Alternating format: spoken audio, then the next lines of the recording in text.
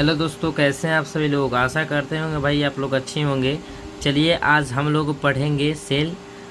और भाई साहब आप लोग हमारे और आपके प्यारे इस यूट्यूब चैनल आर के स्टडी को लाइक कीजिए, सब्सक्राइब कीजिए और शेयर कीजिए।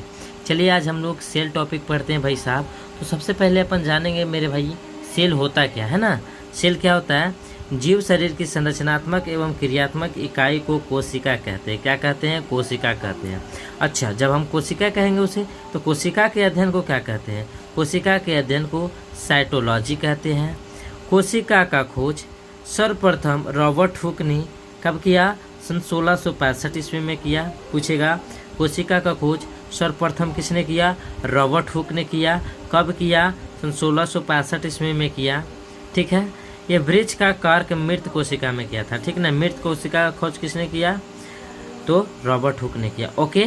इसके बाद आइए, रॉबर्ट हुक के पुस्तक का नाम क्या है? रॉबर्ट हुक के पुस्तक का नाम है माइक्रोग्राफिया। पूछेगा माइक्रोग्राफिया किनका पुस्तक है? तो क्या बताइएगा? रॉबर्ट हुक के। ठीक ना।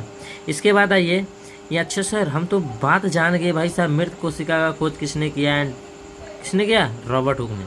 इसके बाद हम जानेंगे जीवित कोशिका का खोज किसने किया? लिविनहॉक ने किया। ऐसे तो इसका पूरा नाम है एंटोनी वॉन लिविनहॉक। ठीक है। फिर इसका ही बैक्टीरिया यानी जीवाणु का खोज किसने किया? ये भी लिविनहॉक ने किया। कब किया? 1674 ईस्वी में किया। इसके बाद हम लोग पढ़ेंगे कोशिका सिद्धांत। क्या पढ़ेंगे? कोशिका सिद्धांत पढ़ेंगे। तो कहता है इसका प्रतिपादन यानी कोशिका सिद्धांत का प्रतिपादन किसने किया? स्लाइडेन। इसका पूरा नाम है एमजी स्लाइडेन एंड टी स्वान ने किया था। ठीक है। शरीर का निर्माण कोशिकाओं से होता है। अब पूछेगा शरीर का निर्माण कैसे होता है? कोशिकाओं से होता है। ओके। फिर कहता है कोशिका विभाजन के फलस्वरूप नई कोशिका का निर्माण। कोशिका विभाजन जब होगा तो उसके फलस्वरूप क्या करेगा? नया सेल बनेगा। ठीक है। सेल डिवीजन होगा तो सेल डिवीजन जब होता है तो उससे क्या बनता है? नया सेल बनता है। किसने बोला भाई? रडोल्फ वर्च्यू ने बोला। रडोल्फ वर्च्यू ने कहा था। ओके। इसके बाद आइए आगे थोड़ा नोट पॉइंट बात करते हैं हम लोग। नोट पॉइंट के पास आइए भाई साहब। चलिए, विषाणु यानी वायरस कोशिका सिद्धांत का क्या था? रसगुल्ला अपवाद था। क्या था भाई? अपवाद था। सेल थ्योरी का अपवाद क्या था? वायरस। ओके। क्यों था? क्योंकि विषाणु सजीव और निर्जीव दोनों तरह का व्यवहार करता है। क्या करता है? सजीव और निर्जीव दोनों तरह का व्यवहार करता है। इसके बाद आइए, फिर कहता है कि सजीव और निर्जीव के बीच के योजक कड़ी है। ठीक तो है। क्या है? वायरस होता है। सजीव और निर्जीव का योजक कड़ी कौन सा है? विषाणु है। ओके। इसके बाद है पादप और जंतु के बीच योजक कड़ी कौन सा है? तो कौन सा बताइएगा? युगलिना है। कौन सा है? युगलिना है। इसके बाद आइए, आपसे पूछ दिया सबसे बड़ी कोशिका कौन सा है? शुतुरमुर्ग के अंडा। इसका आकार कितना है? 170 mm होता है। ओके। फिर पूछेगा सबसे छोटी कोशिका कौन होता है? माइक्रोप्लाज्मा। कौन होता है? माइक्रोप्लाज्मा। ओके। इसके बाद सबसे लंबी कोशिका तंत्रिका कोशिका या स्नायु कोशिका होती है। आगे हम लोग अब बढ़ते हैं भाई सेल के टाइप यानी कोशिका के प्रकार। तो सेल दो टाइप्स के होते हैं, एक प्लांट सेल और दूसरा एनिमल सेल। ओके ना भाई? पादप कोशिका और जंतु कोशिका। अच्छा, मान लीजिए कोई सेल है। ओके। ये सेल है। इस सेल में मान लीजिए क्या है? हरित लवक है। ओके। और ये जो दिख रहे हैं आप स्ट्रक्चर, ये यहाँ जो दिख रहे हैं वो क्या है? माइटोकॉन्ड्रिया है। ये क्या है? आपका केंद्रक है। अच्छा, अंदर वाला जो होता है वो झिल्ली होता है और बाहर वाला भित्ति होता है। चलिए पादप और जंतु में अब अंतर देखते हैं ना भाई। पादप और जंतु में अंतर देखते हैं।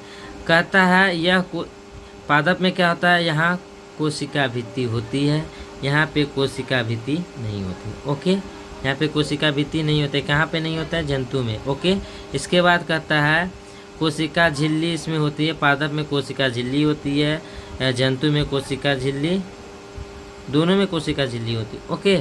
इसके बाद कहता है कि यहाँ हरित लवक यानी क्लोरोप्लास्ट होती है। हरित लवक यानी क्लोरोप्लास्ट होता है इसमें। किसमें? प्लांट्स में। यहाँ हरित लवक नहीं होता यानी क्लोरोप्लास्ट जंतु में नहीं होता। ओके। यहाँ तारक काय होता है, पादप में भी होता है और जंतु दोनों में। यानी पादप तारक काय कहने का मतलब क्या होता है? सेंट्रोसोम। क्या होता है? सेंट्रोसोम। ओके। इसके बाद चलिए हम लोग करते हैं यहाँ रिक्तिका यानी वैक्यूल्स यहाँ पाई जाएगी और यहाँ वैक्यूल्स नहीं पाया जाए। किसमें? जंतु में। चलिए अब हम लोग सेल वाल के बारे में जानते हैं भाई साहब। सेल वाल यानी कोशिका भित्ति, ये ओनली फॉर प्लांट्स में होते हैं। सेल वाल किस में होते हैं? देखिए लिखा हुआ है ओनली फॉर प्लांट्स, केवल पौधों पेड़ पौधों के लिए है ना। कहता है सेल वाल क्या है? यह सेलुलोज की बनी होती है। ओके, यह किसकी बनी होती है? सेलुलोज की बनी होती है और केवल पादपों में पाया जाता है। ओके ना, सेल वाल सेलुलोज की बनी होती है यानी कोशिका भित्ति सेलुलोज की बनी होती है और केवल पादपों में पाया जाता है। यह पेड़ पौधों को सुरक्षा प्रदान करता है, यानी क्या करता है? हेल्प करता है, सुरक्षा प्रदान करता है। ओके, इसके बाद आइए नोट पॉइंट देखते हैं भाई साहब। नोट पॉइंट क्या कर रहा है कि कवक की कोशिका भित्ति काइटिन की बनी होती है। जो कवक होती है जो फंगस जो होती है उसकी कोशिका भित्ति किसकी बनी होती है? काइटिन की बनी होती है। ओके ना। फिर कहता है सेल वाल का निर्माण पादप में कोशिका भित्ति सेलुलोज की बनी होती है। अभी तो बताएं सेलुलोज कोशिका भित्ति किसकी बनी होती है? सेलुलोज की बनी होती है ना भैया। यहाँ तक समझ में आ रहा है आप लोग को?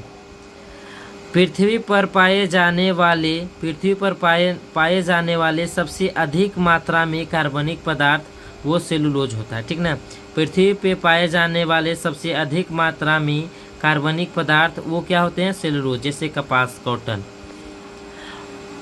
अब न तेरे आने का खुशी न तेरे जाने का गम, अब न तेरे आने का खुशी न तेरे जाने का गम, बीत गया वो जमाना जब तेरे दीवाने थे हम।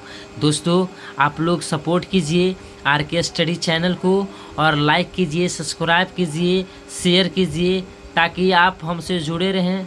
Thank you, that's all.